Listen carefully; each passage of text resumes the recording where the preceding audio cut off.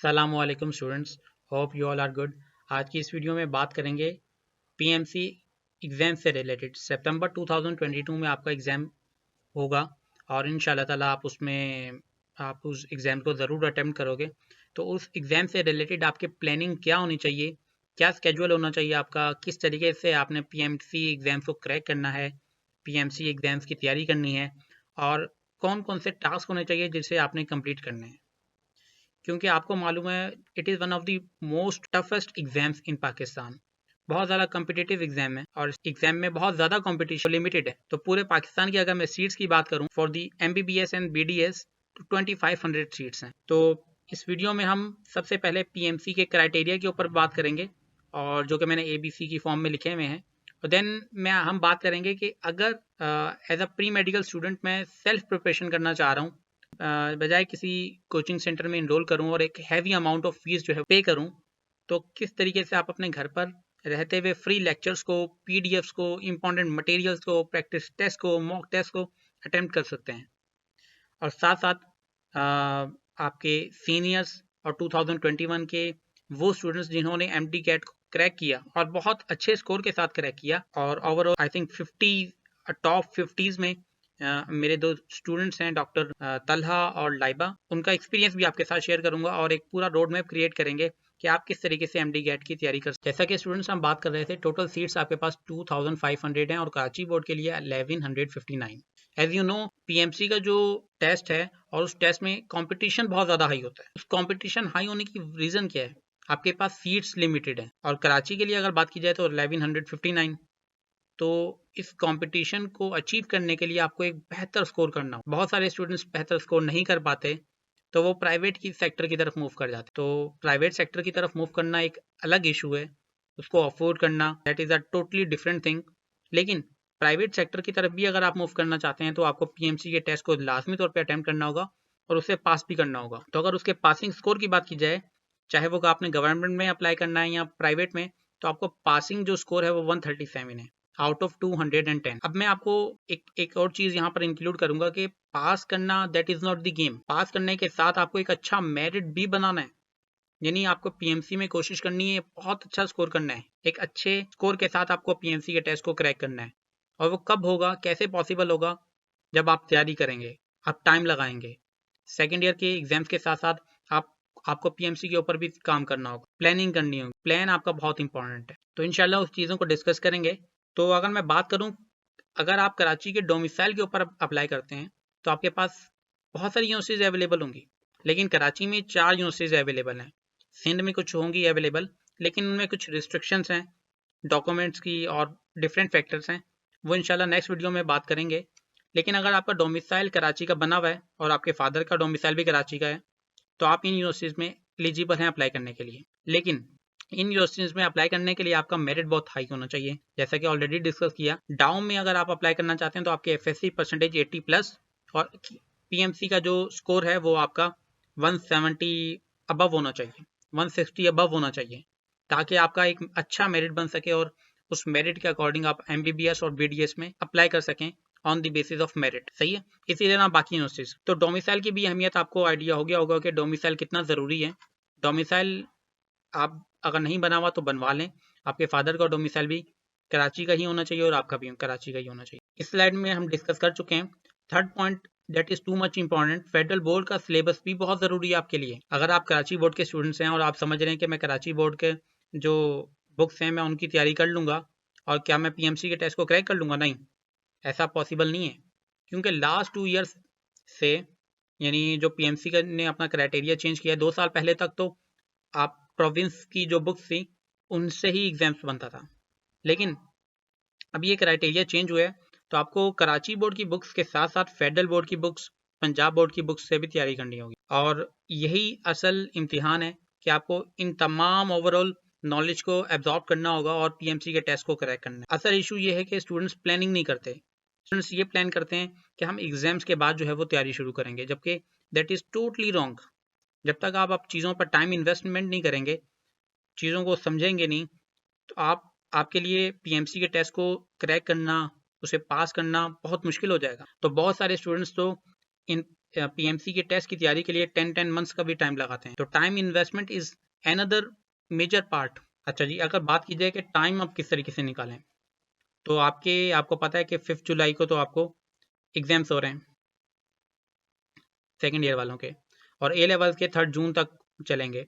तो अगर मैं अप्रॉक्सीमेटली एक टाइम निकालने की कोशिश करूं कि आप अभी सेकेंड ईयर भी आपका चल रहा है, सेकेंड ईयर की आप तैयारी करें, लेकिन उसके साथ अगर आप फेब्रवरी से पीएमसी की तैयारी शुरू करते हैं, सही है, तो फेब्रवरी पहला मंथ हो गया, फिर मार्च, फिर अप्रैल, फिर आपका एग्जाम्स का मंथ आ रहा है, तो वो गैप ले लें आप, सही है। उसको गैप लेने के बाद जुलाई, अगस्त और सितंबर में मोस्ट प्रोबेबली आपका टेस्ट हो जाता है। सितंबर से 11 सितंबर या 12 सितंबर तक अप्रॉक्सीमेटली आपका पीएमसी टेस्ट ले लेगा। ये टेस्ट आपका federal board, Punjab board, Karachi board की बुक से डिज़ाइन होता है। तो आपको तमाम मटेरियल की तैयारी करनी है। तो आपके पास जो टोटल टाइम अवेलेबल आ रहा है अप्रॉक्सीमेटली कैलकुलेटेड टाइम, वो 6 मंथ्स है। सेकेंड ईयर की तैयारी भी करनी है और इन 6 महीनों में आपको पीएमसी की तैयारी भी करनी है। अब आपके पास टोटल टाइम कितना है? 6 मंथ्स का। इन 6 मंथ में आपको फिजिक्स, बायो, केमिस्ट्री, इंग्लिश और लॉजिकल रीजनिंग को प्रिपेयर करना है। तो सबसे पहले इंपॉर्टेंट स्टेप जो आपके पास है वो है आपके पास एफएससी। मैं पहले आपसे यही कहूँगा कि आप पहली प्रायोरिटी एफएससी को दें, यानी आप सेकंड ईयर की तैयारी करें, लेकिन सेकंड ईयर की बुक्स की तैयारी पहले करें पीएमसी के लिए, सही है, ताकि आपका इंटर का एग्जाम भी अच्छा हो सके, क्योंकि आपको उसमें भी तो 80+ % चाहिए होगी। तो आप पहले एफएससी की बुक्स की तैयारी करें, सही है, फिर आप फेडरल पर आएँ। लेकिन फेडरल की तैयारी के साथ साथ आपने कोशिश करनी है कि कैलकुलेशन ट्रिक्स भी सीखनी है, क्योंकि आपको कैलकुलेटर अलाउ नहीं होता। तो ये जो कैलकुलेशन ट्रिक वाला पार्ट है, आपने कोशिश करना है फेब्रवरी में कंप्लीट कर लेना है, और कैलकुलेशन ट्रिक वाला पार्ट आपका कंप्लीट हो जाना चाहिए।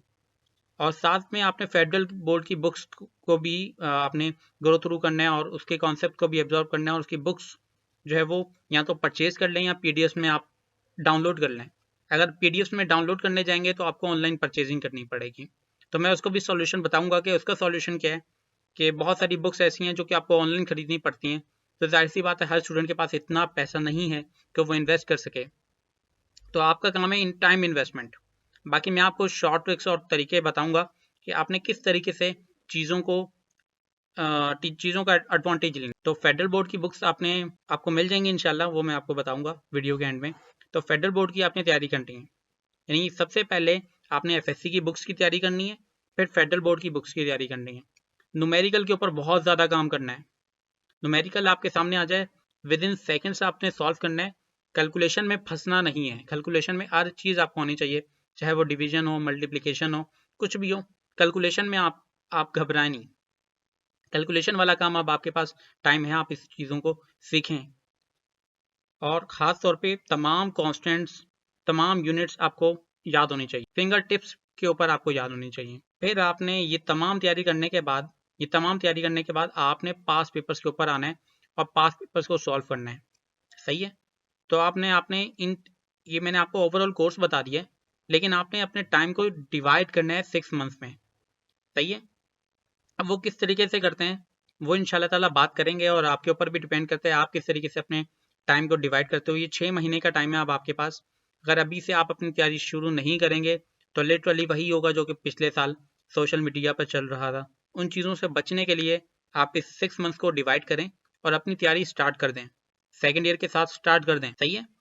तो फिर आपने सॉल्व करना है past papers, practice test, mock test.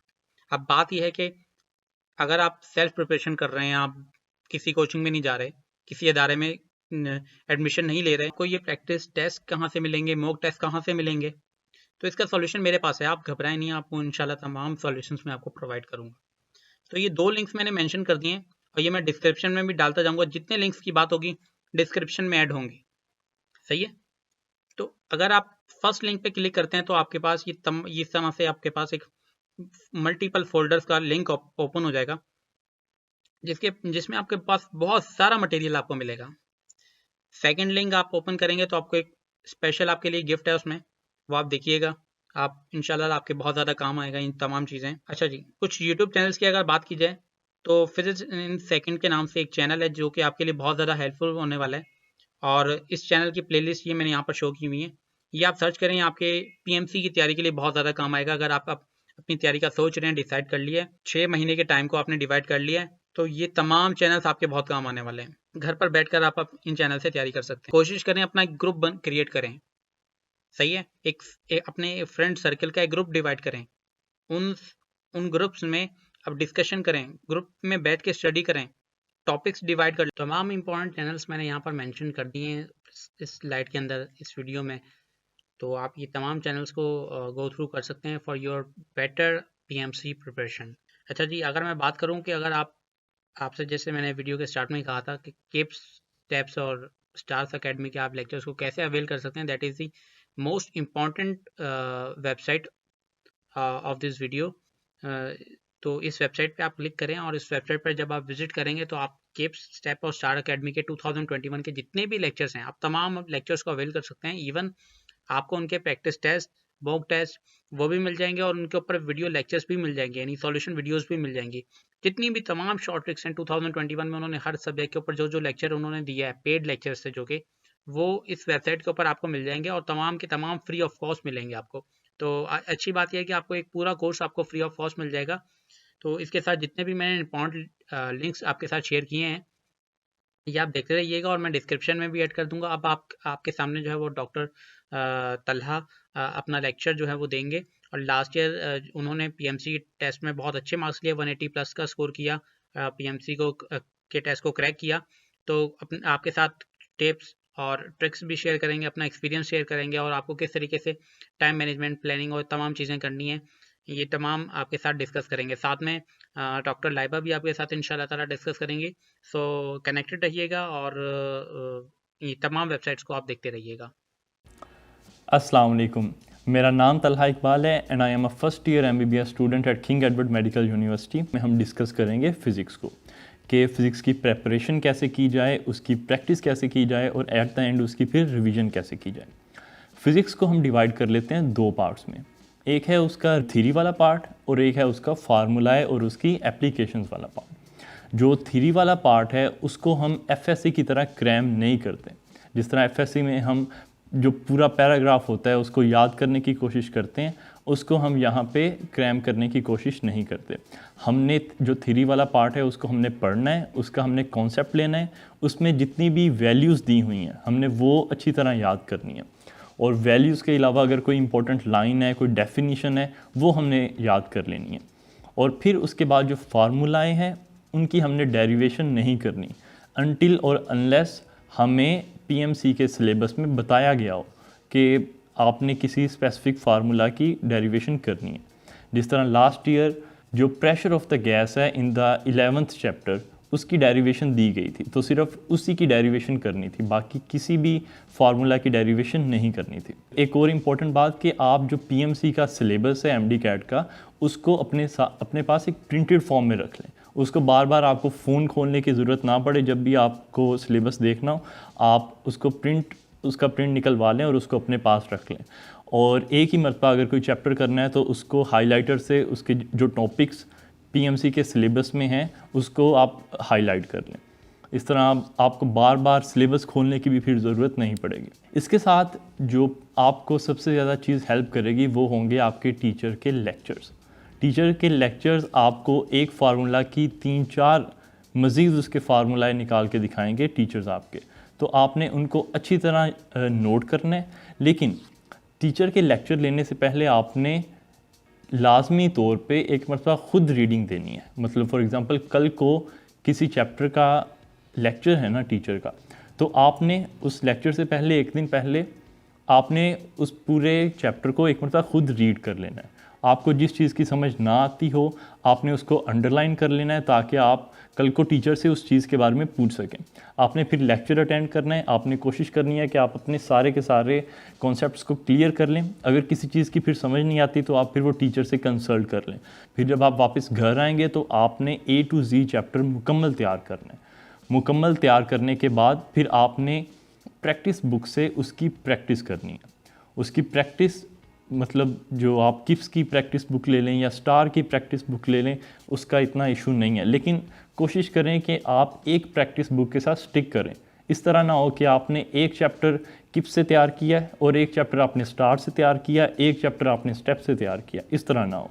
कोशिश करें कि एक सीरीज़ रख लें और उसी पे ही अपनी सारी प्रैक्टिस करते रहें। एक प्रैक्टिस बुक ले लें, उसी पे ही अपनी प्रैक्टिस करते रहें, ठीक है। और उस प्रैक्टिस के दौरान आपने जो 50, 60 या 100 MCQs एक चैप्टर के प्रैक्टिस किए हैं, उनमें जो गलत MCQ होंगे उसको आपने प्रैक्टिस बुक से ट्रांसफ़र कर लेना है स्टिकी नोट के थ्रू अपनी बुक पे, ताकि आपको जब आप नेक्स्ट टाइम रिवीजन करें आपको दोबारा उस चैप्टर उस प्रैक्टिस बुक को खोलने की ज़रूरत ना पड़े, आपको सिर्फ अपनी टेक्स्ट बुक खोलने की ज़रूरत पड़े।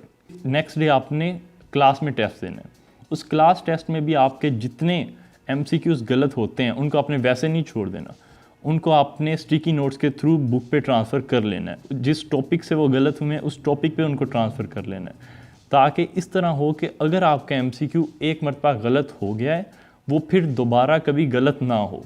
एक MCQ एक मरतबा गलत होने की गुंजाइश है, वो अगर दोबारा फिर किसी और टेस्ट में आता है तो फिर वो गलत ना हो। और उसके बाद अगर फिर भी कोई आपको कन्फ्यूजन रहती है तो फिर आप अपने टीचर से कंसल्ट कर लें, टीचर आपको एक्सप्लेन कर देंगे जो भी आपकी कन्फ्यूजन होगी।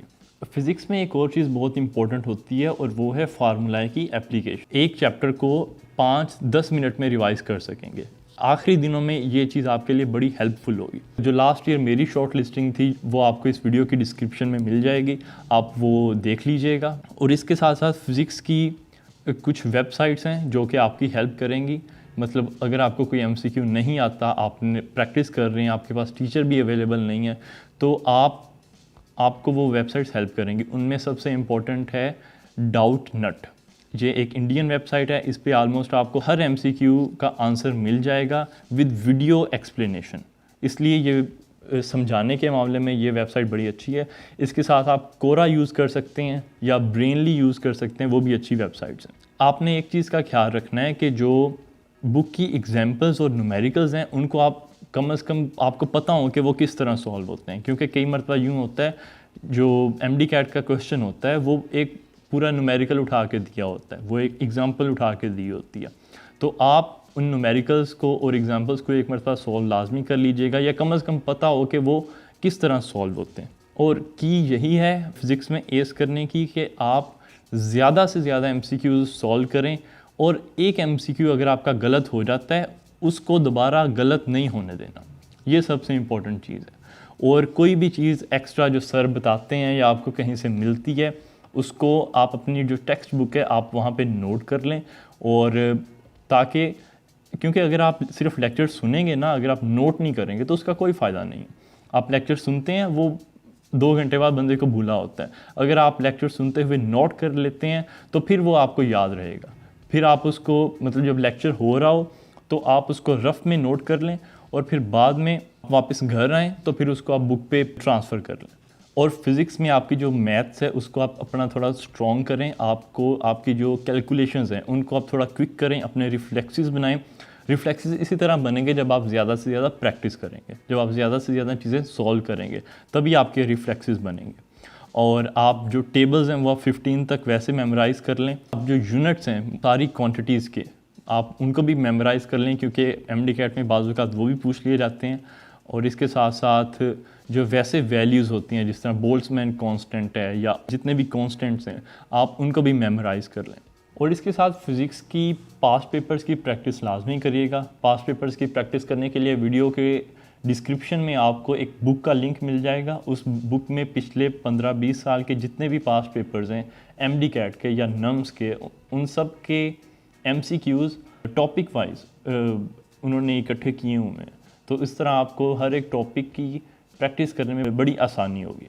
और इसके साथ आप यूँ कर सकते हैं कि आप एक व्हाट्सएप ग्रुप बना लें अपने फ्रेंड्स का, जिसमें आपके 3 या 4 फ्रेंड्स हों जो कि पढ़ने वाले हों। तो जिस चीज़ की आपको समझ ना आए आप उस व्हाट्सएप ग्रुप में शेयर कर दें, वो आपको बता देंगे इंशाल्लाह। और The ones who are willing to give MD-CAT in 2022, तो मैं आज आपको कुछ टिप्स बताऊंगी और कुछ ऐसी चीज़ें बताऊंगी जो आपको MD-CAT की प्रिपरेशन में हेल्प करेगी। So the very first thing is कि जो बच्चे MD-CAT के लिए तैयारी कर रहे हैं कि एक बहुत इंपॉर्टेंट सवाल जहन में आता है कि हम कोचिंग लें या ना लें, और अगर कोचिंग लें तो कौन सा कोचिंग बेटर है जो हमें MD-CAT क्लियर करने में हेल्प करेगा, या फिर नोट्स लेने हैं तो नोट्स कहाँ से लें। तो इन माय ओपिनियन मैं आपको जो राय दूंगी, मैं ये दूंगी कि आप कोचिंग ना लें तो ज़्यादा बेहतर है, क्योंकि कोचिंग में ये होता है कि आप वहाँ जाके जो इतना टाइम लगाते हैं आप सिर्फ लेक्चर्स सुन के आते हैं, और MD-CAT is all about self studies. जब तक आप उसको खुद रिकॉल नहीं करेंगे, आप उस टॉपिक की सेल्फ स्टडी नहीं करेंगे, तब तक आपको कुछ भी नहीं समझ आएगा। सो बेसिकली कोचिंग में क्या होता है कि आप वहाँ जाते इतने घंटे लगा के आते हैं, वहाँ पे आप पढ़ते हैं और फिर इन द एंड आपको घर पे आके उसको रिवीजन देनी पड़ती है। तो इसलिए मैं कोचिंग को प्रेफर नहीं करूँगी। तो वही टाइम आप घर पे लगाएं। आप यूट्यूब पे इतनी सारी वीडियोस हैं, तो यूट्यूब से काफ़ी वीडियोस है, उधर से आपको हेल्प मिल जाती है और आप उसको खुद सेल्फ स्टडी करें। सेल्फ स्टडी से मुराद ये है कि आपको पहली तो बात ये कि आपको अपनी जो इंटर की बुक्स हैं उसको थॉरली रीड करना है, वर्ड टू वर्ड रीड करना है, क्योंकि हम कुछ कह नहीं सकते कि हमें इंटर में ये नहीं पढ़ाया था तो ये चीज़ नहीं आएगी, ऐसा कुछ नहीं है। वो कुछ भी उठा के दे देते हैं। हर लाइन को रीड करना है, अपने जितने भी कॉन्सेप्ट्स हैं उन सबको क्लियर रखना है आपने। जब तक आपके कॉन्सेप्ट्स क्लियर रहेंगे तो वो जो क्वेश्चन है वो अगर आपको घुमा फिरा के भी दे दे तो बहुत ईजी होता है आपको उसको अटेम्प्ट करने के लिए। So the very first thing is self studies. और अगर फिर भी आप कोचिंग लेना चाहें, क्योंकि देखें हम ऐसे किसी को मैं आपको फ़ोर्स नहीं कर सकती कि आप कोचिंग ना लें, लेकिन मैं अपना ओपिनियन बता रही हूँ कि जिस तरह मैंने MD-CAT दिया था तो मेरे टाइम पे भी काफ़ी बच्चे ऐसे थे जिन्होंने यही कहा था कि कोचिंग ना लेना ही बेहतर है।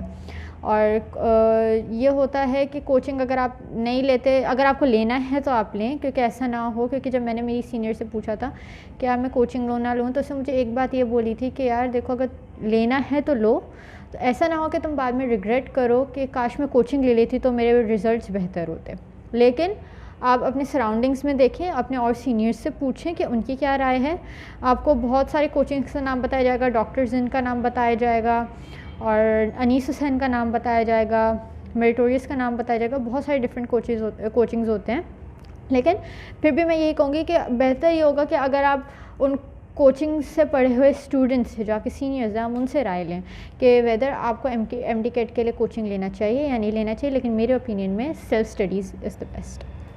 On to the next point कि तैयारी कहाँ से स्टार्ट करें। तो मेरे ओपिनियन में आप जो तैयारी स्टार्ट करें वो अपने सेकेंड ईयर से स्टार्ट करें। क्यों? क्योंकि सेकेंड ईयर आपने उसी वक्त पढ़ा होता है, आपके सारे कॉन्सेप्ट्स ताज़ा होते हैं। तो बेस्ट ये है कि आप सेकेंड ईयर से स्टार्ट करें, उस सबको वापस रिवाइज़ करें, अच्छे से उसको पक्का कर लें और फिर उसके बाद फ़र्स्ट ईयर पे आएँ। क्योंकि जब आप सेकेंड ईयर एक दफ़ा कर लेंगे तो काफ़ी चीज़ें आपको आसान लगेंगी और फर्स्ट ईयर उसके मुकाबले में आपको काफ़ी आसान लगेगा। तो सेकेंड ईयर से तैयारी करें। पॉइंट नंबर 3, अक्सर एक सवाल आता है जहन में जो कि मेरे भी आया था कि अगर हम कोचिंग नहीं लेते हैं तो फिर जो उनके टेस्ट होते हैं हम अपने आप को एग्ज़ामिन कैसे करें कि हमारी तैयारी कितनी हुई है या हम अंदाज़ा कैसे लगाएं। तो कोई फ़िक्र करने की ज़रूरत नहीं है। फेसबुक के ग्रुप्स होते हैं MD-CAT से रिलेटेड, आप उसे ज्वाइन कर सकते हैं। व्हाट्सएप के ग्रुप्स होते हैं MD-CAT से रिलेटेड, आप उन्हें भी ज्वाइन कर सकते हैं। और जो फेसबुक पे ग्रुप्स होते हैं वो मॉक टेस्ट भी अरेंज करते हैं। वो एक टाइम के बाद मॉक टेस्ट अरेंज करते हैं। आप वो कुछ ऐसे होते हैं जिनको आपको पे करना पड़ता है और कुछ फ्री भी होते हैं। तो आप चाहें तो उनको अटैम्प्ट कर लें, अगर आप कोचिंग नहीं ले रहे तो आप उनको अटैम्प्ट कर लें। बाकी जो व्हाट्सएप ग्रुप्स होते हैं उनके लिए आसानी ये होती है कि व्हाट्सएप के आपके पास डायरेक्ट मैसेजेस आते हैं, फेसबुक पे जो पोस्ट ऊपर नीचे हो जाती है। तो व्हाट्सएप ग्रुप्स की आसानी ये होती है कि वहाँ पे जितने भी स्टूडेंट्स होते हैं वो इन द ग्रुप मैसेजेस भेज रहे होते हैं, इन द ग्रुप क्वेश्चंस भेज रहे होते हैं, तो आप उनको भी सॉल्व कर सकते हैं। क्योंकि एक प्रिपरेशन तब अच्छी होती है जब आप किसी बंदे को पढ़ा रहे हो या उसे कोई चीज़ एक्सप्लेन करें तो वो ज़्यादा अच्छे से आपको समझ आती है, वो आपकी भी प्रैक्टिस होती है, ना कि सिर्फ उस बंदे को आप समझा देते हैं बल्कि वो आपके लिए भी अच्छा होता है। तो व्हाट्सएप ग्रुप पे जो क्वेश्चंस आ रहे होते हैं आप उनको सॉल्व करने की कोशिश करें, और कोई अगर उसका आंसर मांग रहा है तो खुद सॉल्व करके उसको आंसर देने की कोशिश करें, तो इससे आपकी भी प्रैक्टिस होगी। और फिर ये होता है कि उस ग्रुप में डिफरेंट कोचिंग्स के भी बच्चे आते हैं और कहीं ना कहीं से कोचिंग के पेपर्स मिल ही जाते हैं। तो इसलिए मैंने आपको कहा था कि सेल्फ स्टडीज़ ज़्यादा रखें। फोर्थ पॉइंट ये है कि काफ़ी बच्चे पूछते हैं कि हमें कहाँ से स्टडी करनी चाहिए। पहली बात तो ये कि आप देखें अपने सेकेंड ईयर से स्टार्ट करें। आपको सेकेंड ईयर में जो सबसे आसान सब्जेक्ट्स लगते हैं सबसे पहले वो करें, ताकि आसान सब्जेक्ट्स ख़त्म हो और उसके बाद आप मुश्किल सब्जेक्ट्स पे आएँ और मुश्किल सब्जेक्ट्स की तैयारी करें। उसके बाद फ़र्स्ट ईयर पे आएँ, फ़र्स्ट ईयर का करें। सबसे पहले तो अपने सिंध को पूरा करें, अपने सिंध का जो सिलेबस है उसको आप पूरा करेंगे ताकि जो मेन चीज़ है वो पहले हो जाए। उसके बाद आप फेडरल पे आएंगे। देखिए फेडरल पढ़ना बहुत ज़रूरी है क्योंकि अब ये लोग फेडरल को भी मिक्स करके सिलेबस बनाते हैं, तो फेडरल पढ़ना भी बहुत ज़रूरी है। और मैं ये सजेस्ट करूँगी कि फ़ेडरल की बुक्स लेने की आपको बिल्कुल भी ज़रूरत नहीं है, ऑनलाइन PDFs मिल जाते हैं, आप कोशिश करें वहाँ से डाउनलोड करें। क्योंकि देखिए अगर आप मेडिकल में जा रहे हैं तो आगे आपके बहुत से खर्चे होने हैं, तो मेरा ओपिनियन ये होगा जहाँ आप खर्चा बचा सकते हैं हम वहाँ बचा लें, क्योंकि जाहिर सी बात है वो बुक्स आपके आगे किसी काम नहीं आनी है। तो आप बेहतर यही है कि PDFs डाउनलोड करें, PDFs को पढ़ें। मुझे पता है आसान नहीं होता है कि इतने घंटे तक आप एक स्क्रीन को देखें और सामने बाकायदा जब बुक में कोई चीज़ होती है तो वो ज़्यादा पढ़ना आसान होता है, लेकिन पैसे बचाने तो करना पड़ेगा। अगर आप ख़रीदना चाहते हैं तो आप बेशक ख़रीदें, लेकिन मेरा ओपिनियन ये होगा कि उसे PDF में डाउनलोड कर लें। फेडरल एंड में करिएगा। सबसे पहले आपने वो चीज़ें करनी है जो इजी हैं आपके लिए, आप उसको सेकंड ईयर में जो चीज़ें इजी हैं आप उनको गो थ्रू करें, उनकी प्रैक्टिस करें, उनको याद करें, और फिर जो मुश्किल सब्जेक्ट्स हैं उनको करें। उसके बाद फर्स्ट ईयर में भी इसी तरह करें, जो इजी सब्जेक्ट्स हैं उनको कर लें और फिर जो मुश्किल सब्जेक्ट्स हैं उनको कर लें। फार्मूलाज आपने हर चीज़ के अच्छे से रट लेने हैं, जो बेसिक लाइंस होती हैं उनको अच्छे से आपने रट लेना है। न्यूमेरिकल्स की प्रैक्टिस बहुत रखनी है क्योंकि न्यूमेरिकल्स बिना कैलकुलेटर के आते हैं, हमें कैलकुलेटर अलाउड नहीं होता है। कि उसमें आपने स्क्वायर रूट निकालना आना चाहिए, आपको क्यूब रूट निकालना आना चाहिए, और लॉग्स आपको याद होने चाहिए। लॉग्स के अलावा टेबल्स अच्छे होने चाहिए आपके, और इसके अलावा भी अब मुझे इतना याद नहीं है, साइन थीटा, कॉस थीटा, इन सब की वैल्यूज़ आपको फिंगर टिप्स पे याद होनी चाहिए क्योंकि वहाँ कैलकुलेटर नहीं होता। और न्यूमेरिकल्स की प्रैक्टिस जितनी कर सकते हैं आप करें, ताकि आप वहाँ अगर सॉल्व करें तो जितना जल्दी जल्दी आप सॉल्व कर सकते हैं उतना ही बेहतर होता है। हमारी बारी में न्यूमेरिकल्स नहीं आए थे तो लकीली। और हाँ, कॉन्स्टेंट्स याद करने हैं आपने, जो वैल्यू के कॉन्स्टेंट्स होते हैं वो याद करने हैं। यूनिट्स आपने याद करने हैं, यूनिट बहुत इंपॉर्टेंट है, यूनिट्स आपने याद कर लेने। और फिर मैं फिर से एक बात कहूँगी कि बुक्स की जो लाइन हैं उनको आपने अच्छी तरह पढ़नी है, हर चीज़ आपके जहन में आनी चाहिए। इनफैक्ट इस तरह कहा जाता है कि MD-CAT में इस तरह पढ़ना है और पढ़ा होना चाहिए कि आपको ये तक पता हो कि कौन सी लाइन कौन से टॉपिक से ली गई है, बुक में किधर है ये वो। क्योंकि जब मुझे याद है कि मैं रात को जब मैं पढ़ के सोती थी तो मेरे जहन में वो चीज़ें घूम रही होती थी, और रात को नींद में मैं ये होता था कि नींद में अगर मैं उसको रिवाइज़ कर रही हूँ और बीच में कोई लाइन नहीं आती तो मैं अपनी नींद में ही अपने जहन पे ज़ोर डाल रही होती थी कि इसके बाद क्या था, इसके बाद क्या था। तो हर चीज़ को जो पहले लिस्ट बना लिएगा, फार्मूलाज़ की लिस्ट बना लिएगा, कॉन्स्टेंट्स की लिस्ट बना लिएगा, और लॉग्स अच्छे से कर लिएगा फ़िज़िक्स के लिए।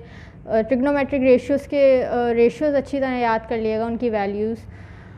और स्क्वायर रूट आपको निकालना आना चाहिए, क्यूब रूट निकालना आना चाहिए आपको बिना कैलकुलेटर के। लास्ट थिंग ये कि अपने आप को कंफ्यूज नहीं करना है, बिल्कुल भी पैनिक नहीं होना है। अगर कोई बच्चा आ जाता है और कह देता है कि यार मेरा तो फर्स्ट ईयर सेकंड ईयर दोनों हो गए हैं, मेरा ये सेकंड ईयर पूरा कंप्लीट हो गया, फर्स्ट ईयर पूरा कंप्लीट हो गया, कोई बात नहीं, बिल्कुल पैनिक नहीं क्रिएट करना है, बिल्कुल रश नहीं करना है। अपने टाइम टेबल के हिसाब से आपने चलना है, अपना एक स्केड्यूल बनाना है आपने उसके हिसाब से चलना है। किसी को नहीं देखना कोई किधर भी क्यों ना पहुँच रहा, कोई चाँद पे क्यों ना पहुँच जाए, आपने अपने स्केड्यूल के हिसाब से चलना है। अगर इनफैक्ट आपको डेट भी मिल जाए तो उस पर भी आपने इतना पैनिक क्रिएट नहीं करना, क्योंकि काफ़ी दफ़ा होता है कि डेट्स चेंज होती हैं, बहुत दफ़ा डेट चेंज होती है और केसेस चल रहे होते हैं, बहुत कुछ होता है, तो इतना पैनिक क्रिएट करने की ज़रूरत नहीं। लेकिन मैं ये नहीं कह रही कि अगर पहली डेट आए तो आपने उसको सीरियस नहीं लेना, आपने सीरियस लेना है।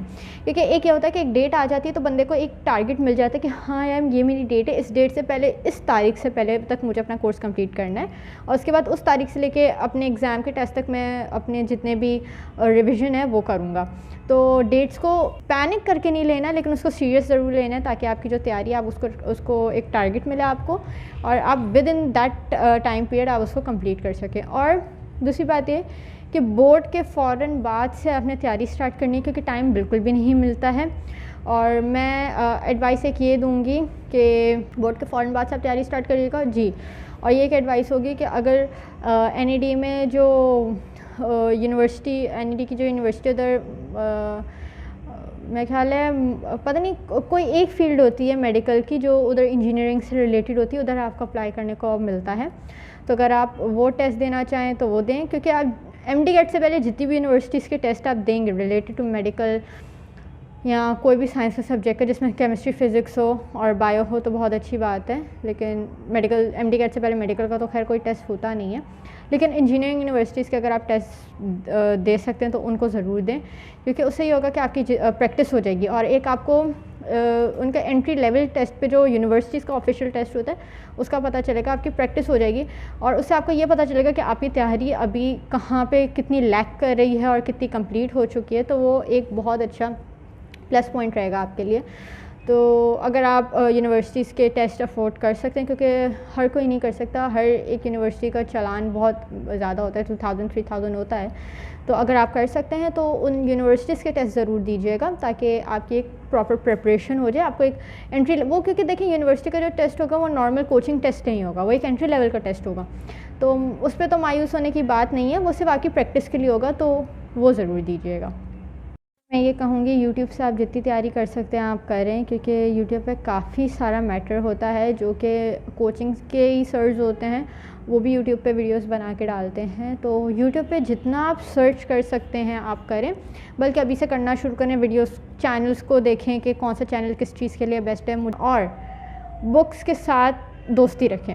बुक्स के अलावा कहीं से कुछ नहीं आता। कुछ चीज़ें होती हैं जो लॉजिकल होती हैं, वो टीचर्स ये बताते हैं, वो यूट्यूब से भी आपको पता चल जाएंगी, लेकिन बुक्स से दोस्ती नहीं छोड़नी है। अपनी बुक के अलावा किसी और कोचिंग की बुक्स को नहीं देखिएगा प्लीज़, ये मैं आपको बात कहूँगी। अपनी बुक से दोस्ती रखें। कोई कोचिंग के जितने भी मोटे नोट्स हैं उनको छोड़ दें, वो हम बाद में देखेंगे। एक दफ़ा आप अपना कोर्स कंप्लीट कर लें और उसके बाद कोचिंग्स के जितने नोट्स हैं उनके MCQs जितने हैं वो आप बाद में भी कर सकते हैं, लेकिन सबसे पहले आपने अपना कोर्स करना है। सिंध का कोर्स करेंगे, उसके बाद फेडरल करेंगे, ताकि फेडरल अगर रह भी जाए तो इतना दुख ना हो, लेकिन अपना सिंध का कोर्स पूरा होना चाहिए।